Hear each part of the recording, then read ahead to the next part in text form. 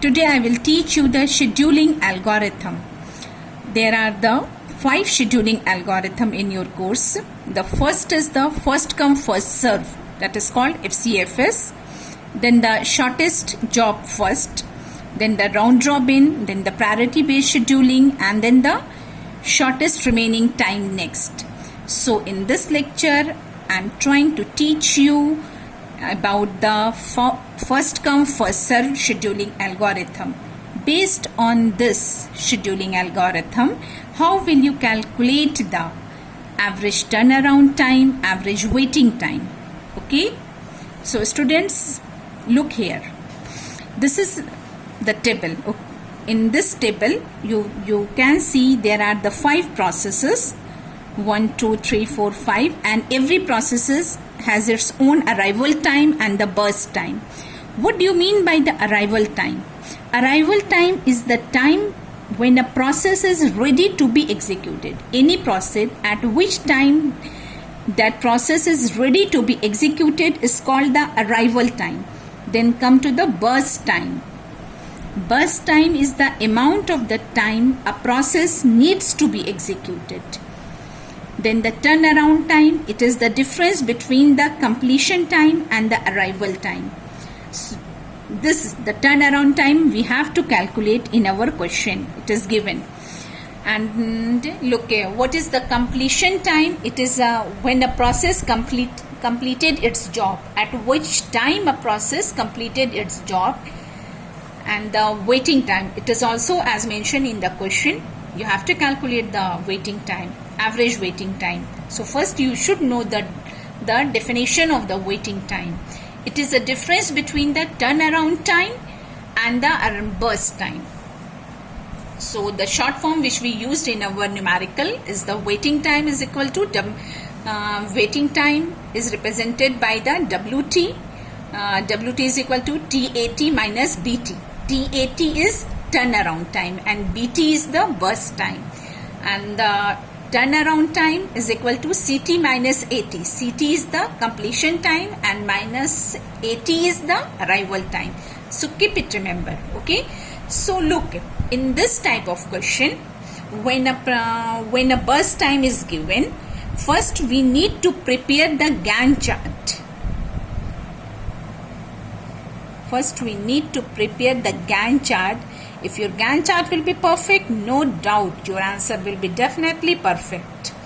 So we will represent timing here. Okay, so at process P1 is here. Process P1 takes the time 4 seconds to complete. So process P1 takes time 4 seconds. Okay, this is the 4. And then process P2. Process P2 take next 3 seconds. Next 3 seconds means it is the 4 plus 3, that will be 7. Then process P3. P3 takes only 1 second. Okay, so this is the 8 second. Then process P4. P4 take the time 2 seconds. So this will be 10. And process P5 at last it takes 5 seconds. So this is the after 5 seconds, 10 plus 5 is 15. Keep it remember. How will you represent this Gantt chart? I am again repeating. Look, in the question, the table which is given in your question is process P1 takes the burst time. Burst time is the time a process needs to be completed. So process P1 is completed after 4 seconds. Okay, so there, since it is started at arrival time 0 and it takes 4 seconds, and the process P2 takes another 3 seconds. This is 4 plus 3 7. Process P3 takes only 1 second, therefore 7 plus 1 is 8.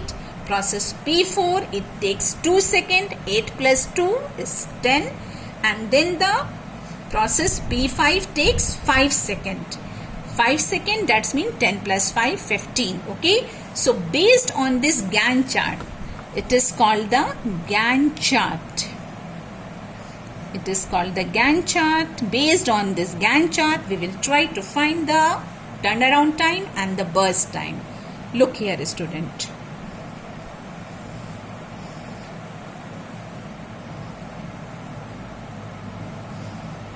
This is, we will represent process number.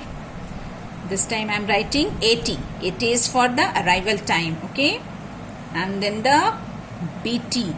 BT is for the burst time. Then the completion time, okay? CT is the completion time. Then we will write TAT. TAT is the turnaround time, and then the waiting time. The process, we have the 5 process, 1, 2, 3, 4, 5, okay? Arrival time of every is 0, 1, 2, 3, 4. Burst time is this part is given in your question, okay? So from here we will start. Look, process completion time. What will be the completion time of process P1? So look, it completed at 4 seconds. So the completion time is 4.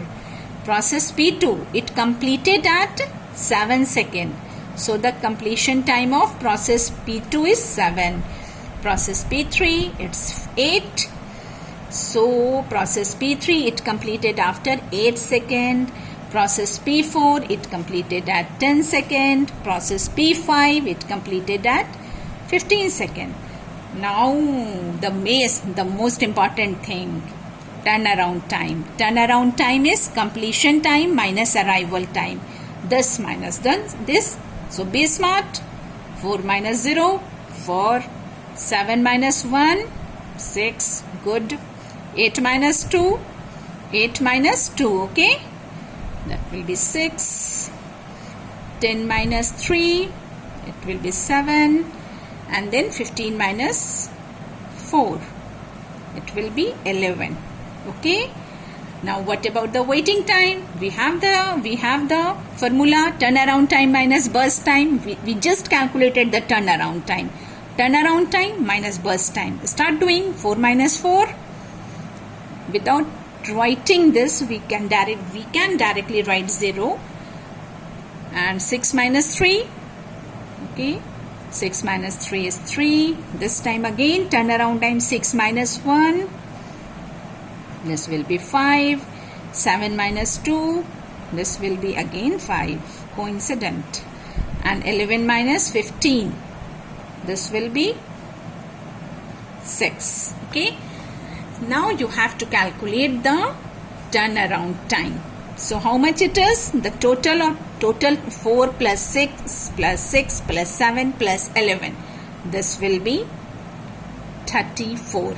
This time just we extend one column here, okay? And the turnaround time, waiting time, 0 plus 3 plus 5 plus 5 plus 6. This is 19. Now look what we will do for the average. Average turn. Do you remember how do you calculate the average? Average waiting time. The whole 4 plus 6, the 34, we can directly write 34 here. 34 divided by, since we have 5 process, so therefore this. Those who didn't understand